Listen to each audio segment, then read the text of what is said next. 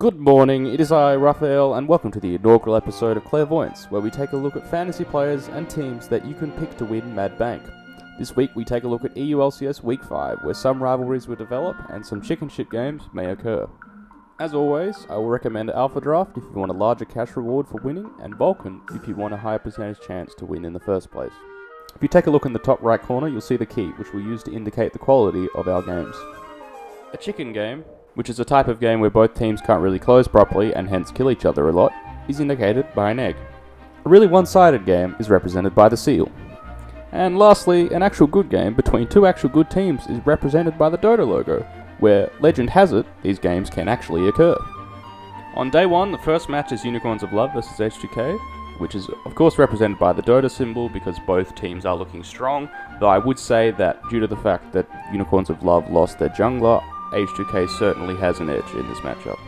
The second and the third game of the first day are Fnatic vs Elements and Origin vs Splice, which are both represented by the chicken game and seal clubbing symbols due to the fact that Fnatic and Origin have shown a lackluster ability to close out games, and hence games may be, although one-sided, bloody. The fourth game of the day is Gamers2 vs Team Vitality, which is appropriately represented by a Dota symbol, as Gamers2 has looked very strong up until this point, and Team Vitality has looked promising as well.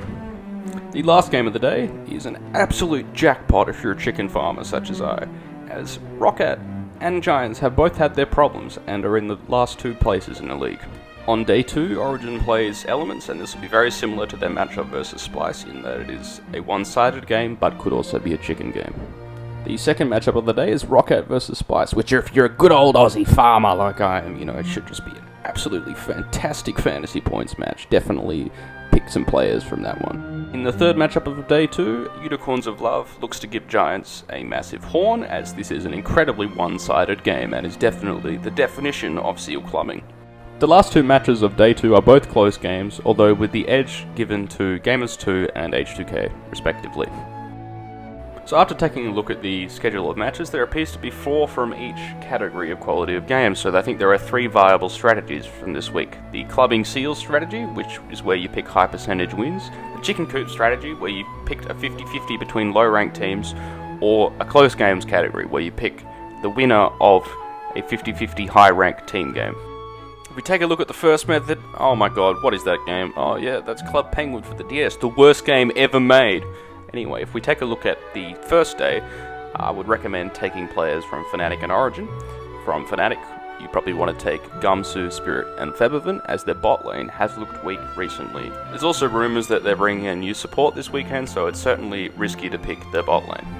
On the other hand, Origin's bot lane has looked very strong, as opposed to the rest of the team that has been underperforming, so I would take their bot lane as well as their team pick.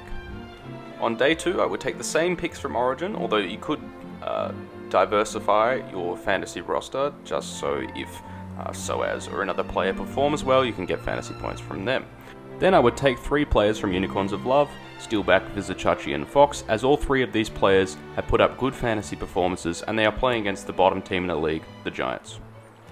And of course on Alpha Draft there are 7 picks, so we have 1 left over in both days. So in day 1 our flex pick is left over, so I would recommend taking Steelback from Unicorns of Love if you think they will beat H2K, he's likely to be very cheap. Or if you don't, I would take Perks or Trick from Gamers2, who are playing against Vitality and are definitely the favourites to win.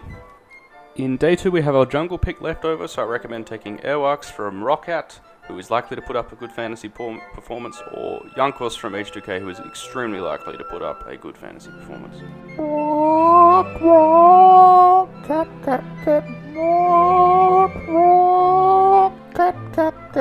So our second method is the good old Aussie farmer chicken coops method, my personal favourite. In our day 1 matches, there's only really one chicken coop, which is Rockat vs Giants, but the Origin vs Splice matchup could potentially become a chicken coop to rival the Rockat vs Giants one. So with that said, I would be taking Airwax, Tabs, and the team pick from Rockat, as Airwax had a very good game on Kindred vs Fnatic last week, Tabs has been looking good, but the rest of the team has been lacking, so I would pick the team here. As with the previous method, Origin appears to be a bot lane focused team now, so I would take Sven and Mithy, but since we've already taken up a team pick, you could take Power of Evil here as well. In day 2, we have our Clown Fiesta, which is an overused meme, I must say, where Splice is versing Rocket, and here I think I give Splice the edge just because of their record, and also Senkuk's is looking really quite good at the moment. So here you take Senkuk, Kobe, and Nisbeth from Splice. I listed Fnatic versus G2 as an actual good game, but both teams tend to be over-aggressive and make some questionable plays, so it does have the potential to devolve into a chicken fest. So therefore, I recommend taking Gamers 2, who are the favourites, and taking Kikis, Perks, and Trick from this team, who have all put up very good fantasy performances so far in the LCS. Whilst Emperor is good on this team, he is also very expensive, and we've already taken an ADC from Splice, so here you take Kikis, Perks, and Trick. Day 1, our leftover picks are in the top lane, so you can take Kikis from Gamers 2, or you can take Odoamne or Chachi, depending on who you think is going to win in Unicorns of Love versus H2K. Chachi obviously being much cheaper than Odoamne, just because H2K is favoured in the matchup. In Day 2, we have our team pick left, so you have a bit of a choice here.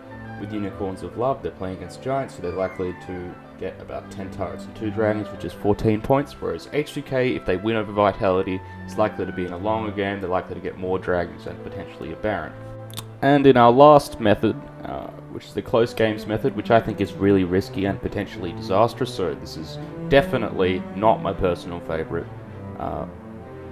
In Day 1, we can take H2K over Unicorns of Love, which in case you take the jungle support and ADC, as that's the centre of that team, Vision and Protecting Forgiven.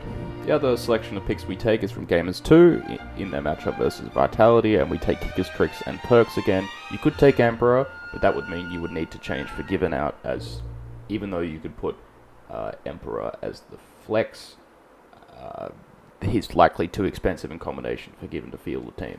And on Day 2, we pretty much take the same picks again, except with Odoamne in the top lane, just because if H2K beats Vitality, it'll be in the top lane since Cabochard is a tilt-or-win player, very much so. With our leftover picks, you can take, on Day 1 we have a team pick leftover, so you can take Fnatic or Roccat in their Clown Fiesta games, or in Day 2 we have an AD carry left, so you can take Steelback or Kobe. You're probably going to take Kobe because H2K and Gamers 2 have very expensive players.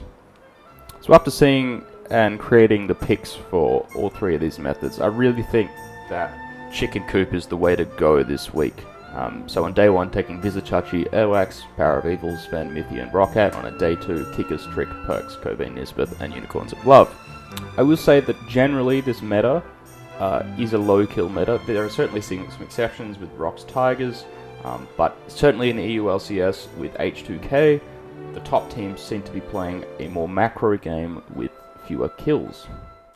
Opposingly, the lower tier teams seem to be playing high kills because they don't know how to rotate properly around the map. I also think that Origin and Fnatic being unreliable teams means that despite the fact that they generally have an easy schedule with 3 out of 4 of their games being easy wins, they can potentially become chicken coops because neither team has shown good macro ability. I also think that the players in Splice, for example, have a high points to salary ratio, as despite the fact that they're favourites against Roccat, they're still relatively cheap. Additionally, in top level games, there's a risk of snowballs due to a better macro game.